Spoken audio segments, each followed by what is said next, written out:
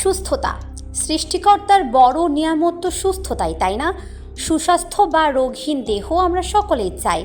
গবেষণায় দেখা যায় পুরুষের তুলনায় নারী দেহে রোগবালাই ও অসুস্থতার প্রবণতা তুলনামূলক বেশি।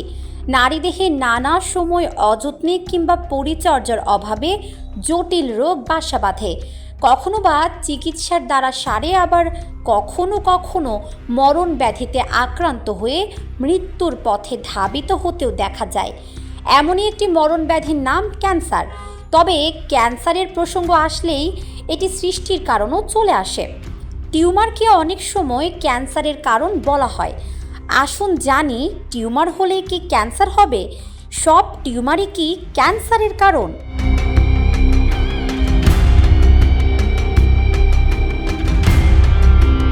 শরীরে অতিরিক্ত ও অস্বাভাবিক কোষগুলো কোথাও জমে একটি লাম্প, গোটা বা চাকতির মতো প্রকাশ পায়, তখন একে টিউমার বলে।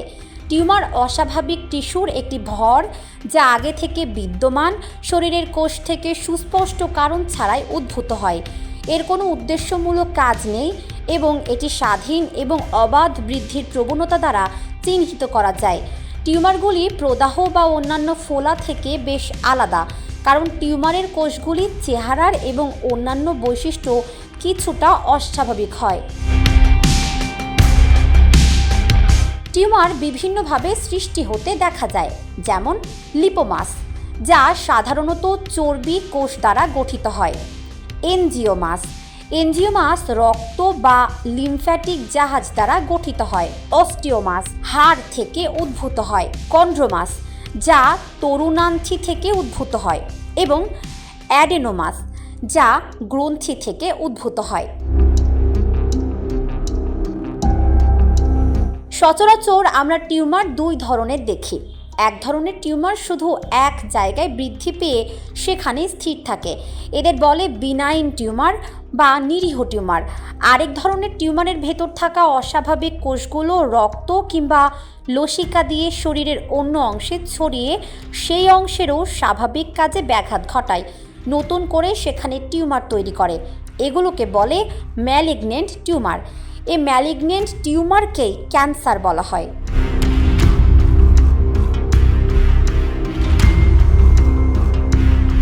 মানবদেহে প্রায় 200 ধরনের ক্যান্সার হতে পারে। ক্যান্সারের শুরু প্রাথমিকভাবে শরীরের যে কোনো একটি অংশ দিয়ে হয়, তবে পরে শরীরের বিভিন্ন অংশে ধীরে ধীরে ছড়িয়ে পড়ে। টিউমার ছাড়াও ক্যান্সার হতে পারে, যেমন ব্লাড ক্যান্সার বা লিউকোমিয়া। এক্ষেত্রে স্বাভাবিক কোষগুলোর চেয়ে অস্বাভাবিক কোষগুলো রক্তে বেশি পরিমাণে জমা হয়। ধীরে ধীরে রক্তের স্বাভাবিক কোষ কমতে আর অস্বাভাবিক কোষ বাড়তে থাকে।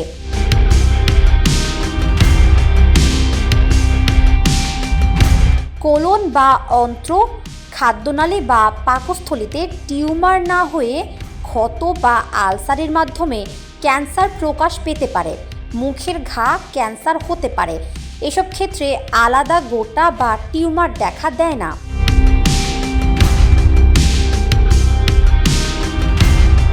এছাড়াও নারীদের ব্রেস্টে জীবনের যে কোনো সময়ে লাম্প বা চাকতি অথবা পিণ্ডের মতো কিছু দেখা দিতে পারে।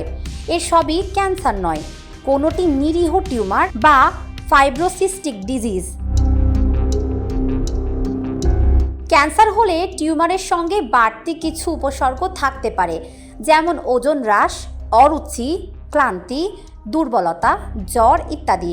নিরীহ টিউমারের সাধারণত কোনো চিকিৎসা লাগে না, তবে যদি ম্যালিগনেন্ট বা ক্যান্সার কোষ পাওয়া যায় তবে অস্ত্রোপচার, কেমোথেরাপি বা রেডিওথেরাপির দরকার হয়। তাছাড়া শরীরে যে কোনো গোটা বা উল্লেখিত ধরনের উপসর্গ দেখা দিলে শুরুতে চিকিৎসকের পরামর্শ নেওয়া উচিত। চিকিৎসক পরীক্ষা নিরীক্ষা করে ও প্রয়োজনে আল্ট্রাসোনোগ্রাম বা সিটি স্ক্যান কিংবা এমআরআই করে নিশ্চিত হন এটি টিউমার কিনা। তারপর সেখান থেকে কিছু কোষ নিয়ে বায়োপসি করে নিশ্চিত হন সেগুলো ক্যান্সার জাতীয় কিনা। এভাবেই মরণ ব্যাধি ক্যান্সারের চিকিৎসা করা হয়।